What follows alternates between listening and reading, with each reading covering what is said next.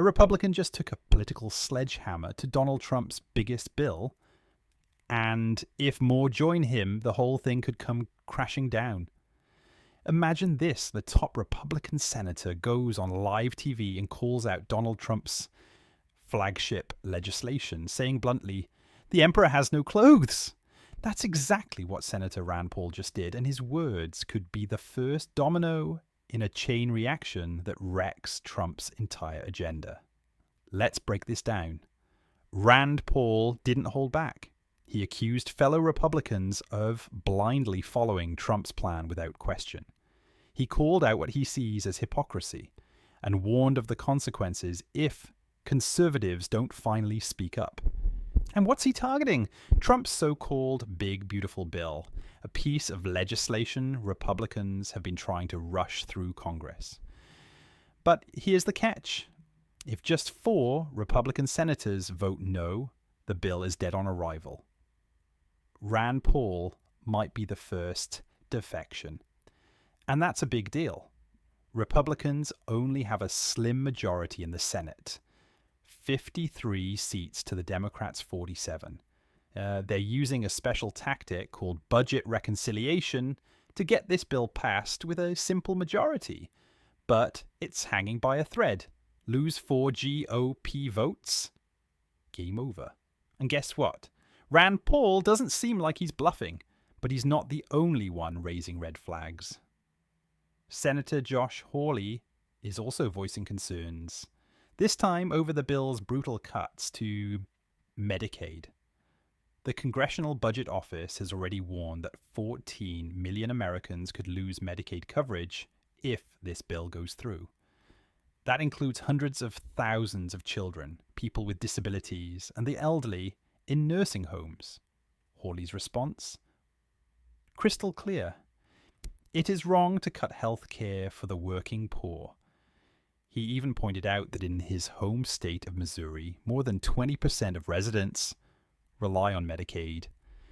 And not because they want to, but because they simply can't afford private insurance. So now you've got Paul attacking the bill for betraying conservative principles, and Hawley warning it would devastate working families. And the pressure doesn't stop there. 2 other Republican senators are likely losing sleep over this. Susan Collins of Maine and Lisa Murkowski of Alaska. Why? Because their states have huge numbers of people on Medicaid. Let's talk numbers. In Alaska, over 246,000 people, about a third of the population, are on Medicaid. In Maine, that number's 320,000, nearly a quarter of the entire state. If this bill passes, those people could lose coverage. And that means Collins and Murkowski would have to go home and explain why they voted to rip healthcare away from thousands of their own constituents. We're not talking about statistics here. We're talking about real families, real kids, real lives at stake. And that's why Democrats see an opening. This is their moment to apply maximum pressure, call out those senators by name, run local ads, hold press conferences with affected families, and make this vote personal. Because thanks to Rand Paul's bombshell, Collins and Murkowski now have political cover to oppose the bill. Let's be real. Most Republicans aren't known for their courage. Many toe the line, terrified of crossing Trump and triggering a primary challenge, possibly backed by big money allies like Elon Musk. But Rand Paul just gave them a crack of daylight, a way to break ranks, without being the first one off the plank. That's why this moment matters. The left and right are both attacking this bill. One side for cutting healthcare, the other for reckless spending. So if any Republican senator is looking for an excuse not to support it, the excuses are piling up. Even Senator Elizabeth Warren is calling on Americans to get involved, to light up those phone lines, send emails, texts, anything to make their voices heard. Because in a vote this tight, public pressure could tip the scales.